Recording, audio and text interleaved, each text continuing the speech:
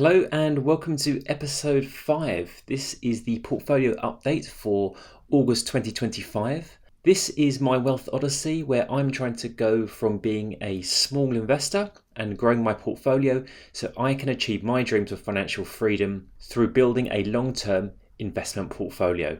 I started with nothing at the beginning of 2025 and made my first deposit in April before the end of the ISA tax year. So I have very lofty ambitions, and on this channel I'm hoping that you'll see me go from nothing to £1 million.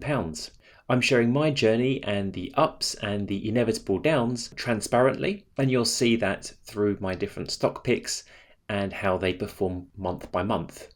As always, none of this is financial advice. This is merely entertainment purposes, and investing in anything carries risk. Right, so at the end of July 2025, we had a closing balance of £7,885.36.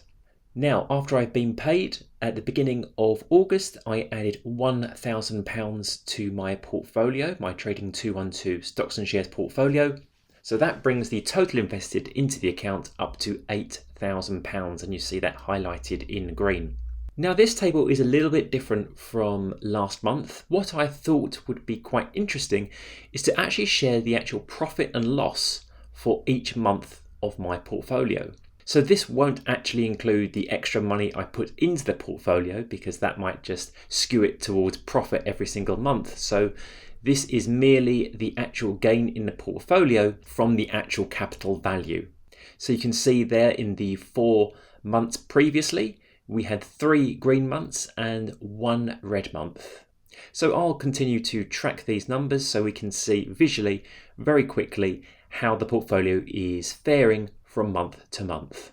So I noted in July that I wanted to invest a little bit more money in August, and I wanted to level up my portfolio in terms of my quantum stocks. And you can see now on the screen that I have managed to add £750 to D-Wave and IONQ and £500 to Rigetti Computing, and that brings my total holdings in those 3 companies to £1,500 each, which has got a nice symmetry about it, so I'm quite pleased with that. Also, I have removed £250 from my UnitedHealth position. Now, I don't know if you remember, but when I actually bought UnitedHealth, I bought the European stock version, and I meant to buy the US trading version. So I didn't want to sell at a loss, but I had some really good news during that month. And that is because the stock price jumped very, very quickly because Warren Buffett actually invested a huge amount of money into the company, which was a big sign of strength for the rest of the investing community, and other people also bought that stock. So in my July video, you would have seen that I was down on UNH. However, with this really positive news from Warren Buffett and Berkshire Hathaway, I went into profit onto both of those 2 positions.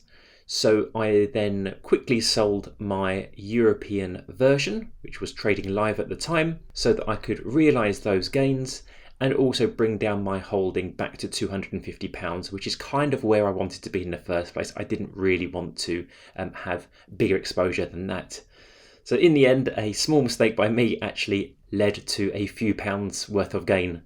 So I can't complain too much. How long will I hold the actual stock for in terms of the US version? I don't know, we'll wait and see. Certainly I'll hold on to it in the coming months, and we'll make a decision nearer the time. But it already has a very high valuation, so I'm not expecting huge profits from the position overall. And then I have finally not invested any more money into Hims and Hers Health, which is exactly what my plan is. So you can see here that I have invested now £5,000 directly into the portfolio, and I have £3,000 worth of cash sitting on the sidelines should there be any market corrections and dip buying opportunities. So for full transparency, let me show you the number of shares, my average price, current price, market value, and the actual net result, profit and loss, that I have in my current portfolio. It's nice to see that UnitedHealth is now still in profit for me. So as you can see, the only position that I'm down on a little bit is Hims and Hers Health. However, I'm not too worried. It's only a small position, but also I think the long-term outlook looks good for this company. But again, I'll just hold on to these stocks as they are, and I'll make any decisions as and when is needed. My aim, though, is still to contribute to my 3 pure quantum plays, and I will continue to do that. I'm thinking maybe of actually investing £500 in each of those companies going forwards per month. So an investment of £1,500 until I get to a level that I'm comfortable in holding for the long term. So a slightly different thing this month. I noted in my previous video that in August the 3 quantum stocks that I hold would be releasing their quarterly earnings. Now again, I wasn't expecting them to be in profit yet because we are still at the very early R&D stage for these companies. However, it was quite interesting to actually see how the markets actually reacted to the news, and actually I came across a fantastic interview with the CEO of Rigetti, Subodh Kulkarni, and he spoke about the opportunities that potentially quantum computing has, and these are the things that make me really excited and know that we are very early to this sector. Yes, we might be overvalued at this moment given that they are loss-making companies. However, I want to be positioned in these companies and hold these shares and stocks for certainly years to come. So there are 3 small clips that I want to show you which make me incredibly excited about the company but also the quantum sector itself. So in this first clip here, Mr. Kulkarni talks about the energy constraints and the opportunities that quantum offer. Well, the stakes involved with quantum computing are huge. You will be able to solve problems that are unsolvable right now with classical computing, and at the same time consuming a lot less energy than what classical computers are consuming right now. I'm sure you're fully aware of the energy requirements for the latest GPU systems, and they are daunting, to say the least. Quantum computers not only give you significantly better computing power, we are talking 1,000,000 or 1,000,000,000 times better computing power, but also at a very small fraction of the energy consumption that classical computing consumes right now. And the task of getting from Gen AI to AGI, could quantum computing help that bridge that gap possibly? So wow, guys, 1,000,000 or 1,000,000,000 times the computing power of classical computers. And that is potentially coming in just a few short years. The number of things this is going to solve and the actual requirements in terms of the energy needed will be vastly reduced. Just absolutely incredible numbers that are being talked about. Absolutely incredible. In this second clip, Mr. Kulkarni talks about quantum resistance and how important it is in terms of cryptography. So quite interesting for those people actually holding Bitcoin, etc., etc. So yeah, take a listen. Certainly, quantum computers have shown for a while now on paper that they can easily break the current encryption that we all use with classical computers. And that's certainly a big cause for concern, and that's where national security gets involved. All of us are aware that once quantum computers become real, you can hack into any encryption code that we are using today. At the same time, there's a whole field evolving called post-quantum cryptography right now, where people are trying to see whether we can use quantum computers to generate encryption codes so they cannot be broken by quantum computers. So it's a race going on right now as to which one comes first. Stakes are indeed very high. National security is at stake. So yeah, I mean, the key things there for me that I took from that little clip is how he says that the stakes are so high. This is national security. It's a race. You know, these are really big words that are being talked about here. I mean, can you imagine if Bitcoin could actually be hacked by quantum computers? It would absolutely, well, I imagine the crypto space would be absolutely rocked by this. However, they could become quantum resistant. And I think a lot of companies eventually will have to become quantum resistant due to the threat from quantum computing. So again, that just creates another huge side of the business where companies will simply have to invest in quantum resistance to ensure their safety going forwards as well. So it's creating almost a new paradigm in terms of quantum computing and the opportunities that the businesses might be able to offer and make money from. And in this final short clip, Mr. Kulkarni talks about the potential for the coming years in the quantum computing space. The business is expected to be hundreds of billions of dollars a decade or two from now. But we are still very much in the R&D stage. We need to perfect the technology before all those numbers become meaningful. So our view is that the next 3 to 4 years, we are still very much in R&D. Technology milestones are the most important things. And beyond that is when the business becomes exciting from a financial standpoint. But what was really interesting there, and he was cut off right at the very end, he was saying that in 3 or 4 years' time, then it becomes exciting financially. So therefore, that means that I reckon in about 4 years' time, that's when he suspects that the companies will become profitable and people like investing in profitable companies. We are certainly taking, or I am certainly taking a risk in starting to dollar cost average into these companies now while they are loss making.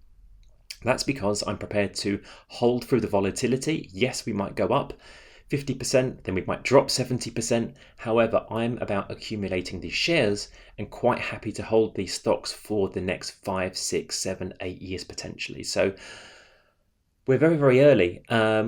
Is it a good time to invest now? Or people are saying that the actual stocks are overvalued. Well, maybe that is the case. I think I still need to be exposed. I still need to have a position, and I need to slowly build into that position over the coming months like I have. So yeah, just a really interesting interview, gave a little bit of insight from the CEO of Rigetti Computing, and I am even more bullish on the sector now. I know we're going to see some volatility. We've already gone up 1,000%, compared to a year ago. We are talking about companies with a very, very small market cap. Yes, they're in the billions, but they are in the low billions. And if you look at something like Nvidia, which is sitting over the $1 trillion mark, these companies are tiny, absolutely tiny. So the potential is there. But yeah, really, really interesting. And I just wanted to share that with you. Now, I want to show you this. This is the CME Fed Watch tool. So this shows the percentage or likely chance of rate cuts at the next Fed meetings. The next meeting is in September, so not too far away. Given the economic outlook and the pressure from the US government for cutting interest rates, it seems like we are going to see a 25 basis points cut in the actual underlying interest rate, which essentially can be bullish for assets going forward. Certainly, Trump has said it's a great time to buy stocks and things like that. So he wants to reduce the actual interest that is being paid, the huge interest that is being paid on the national debt. So he wants interest rates to fall. And there is an expectation that Jerome Powell will actually cut at the September meeting, and that may lead to further cuts and a change in stance, essentially. He'll also be coming to the end of his tenure as the chairman next year, and the chances are that the American government will likely appoint somebody who's more favourable in terms of interest rate cuts that might then stimulate the economy a little bit further and also reduce those debt payments. It's quite interesting to see that we are at 87% in terms of a cut in September, and this is the highest that I've seen so close to a meeting before, certainly in the last few months. So it could be very bullish for stocks in the coming months. So I decided to do a little bit of research into this. So what you see on screen now is the table of economic data. So when we're within, we know that the stock market is doing very well, and we actually are within roughly 2% of an all-time high. What happens historically once we have a rate cut when the stock market is already doing so well? Well, on screen you can see that going all the way back, there have been a number of times this has actually happened. And you can see here that following a rate cut in the actual next month, half of those months were red months and half of them were green as well. So that's quite interesting. So I imagine there will be some volatility if we do get a rate cut in September. But what's really interesting is that 3 months after that cut from within 2% of an all-time high is that the actual number of green occasions certainly gets higher. And then in 6 months, it gets even higher again. And then 1 year after those initial rate cuts, you can see here every single time in history, the actual S&P index returns have been really high. There hasn't been any negative. So I'm looking at this data. It doesn't mean that this will happen again this time. However, I have to look at the data, and I have to see that even though I think that the S&P 500 is probably overvalued at the moment and is due a correction, I can't deny when looking at the actual data, this is telling me that even if we have a cut in September, yes, we might go down in October, but 1 year out from that, so September 2026, we should see percentage gains on the S&P. So we might be looking at 10%, we might be looking at 15%.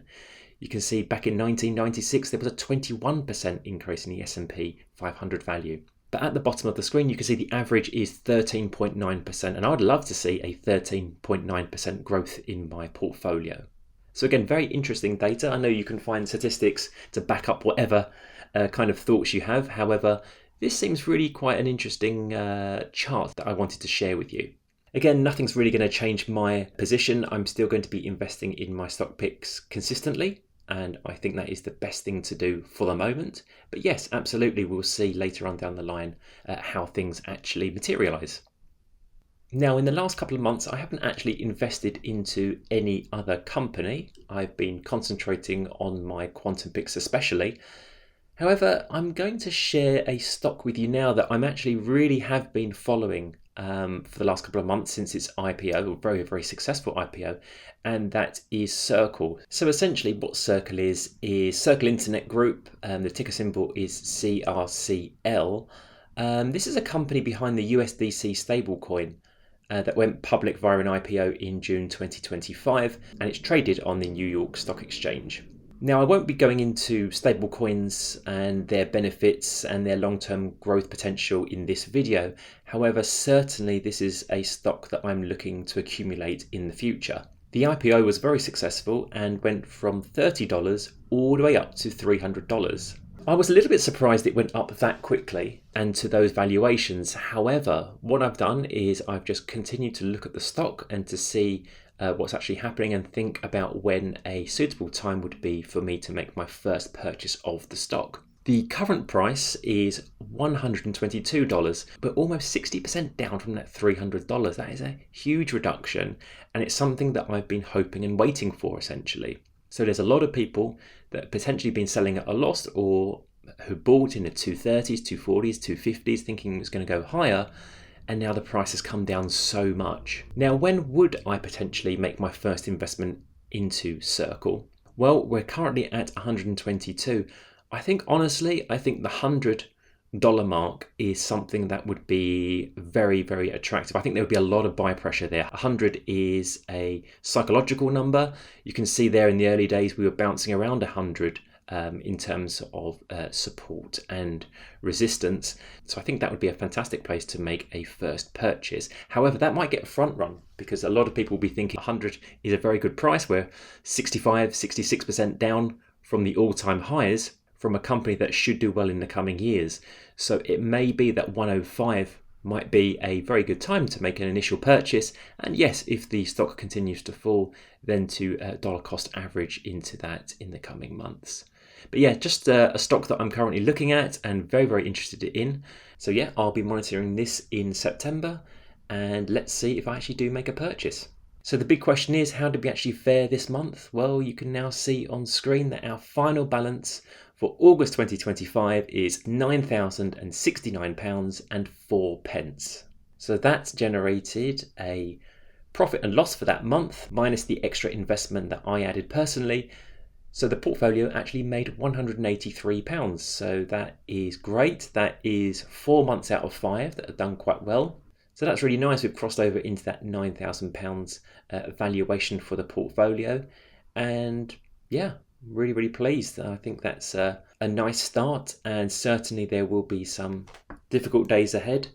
But all we do is we're grinding and we're consistent, and we're saving, and we are investing, hopefully, at the right opportunities as well. So in the last video, I showed the volatility within the actual month rather than just showing you the final figure, because it might feel like quite easy to hold your positions and you're potentially making profits. But it's actually quite difficult to see your portfolio go up. Well, actually more going down, but it's actually quite interesting to see the actual volatility within the actual month. So you can see here, my portfolio and its highest got up to around about £9.5 thousand, and we actually finished a month just on £9,000. So you can see here some fluctuations during the actual weeks of trading in August. Next, let me just show you my investing journey. So on this graph, you can see here my estimated invested. I was aiming for £500 per calendar month invested into the portfolio. The orange line is the expected growth. So I'm expecting or hoping for 15% growth in the portfolio in the coming months and years. And those other two lines, the red is the actual invested into the portfolio. So I've been, as you know, saving a little bit more each month than my £500. So I'm trying to save and be a diligent saver so that I can invest more quickly into my portfolio and hopefully realize those gains. And the green line is, well, that is a line that I always want to be highest on the screen, and that is actually my now current portfolio value. So you can see here that the green line is now still pretty much consistent from the last month, and I'll be showing this as a graph going forwards. And I really want that green line to stay above the red line because that means that the portfolio is in profit. Finally, let's have a look at my favorite table, and this is the balance distribution of stocks and shares ISA holders within the UK. Again, this is just an estimate based on publicly available data. In the previous month, we sat in the £5,000 to £10,000 row, and with a closing balance of just over £9,000, I am still in that band. So let's hope that by the end of September, we might be able to cross the threshold and get into the 5 figures balance and head up the table into the next row. So that's it for another month. I can't believe it's already month 5 of my investing journey. Thanks very much for watching and listening. If you've got any comments, let me know, and I look forward to the next update. And can we actually make it into a 5-figure portfolio? Yeah, of course we can. Digga dagger, guys. Peace.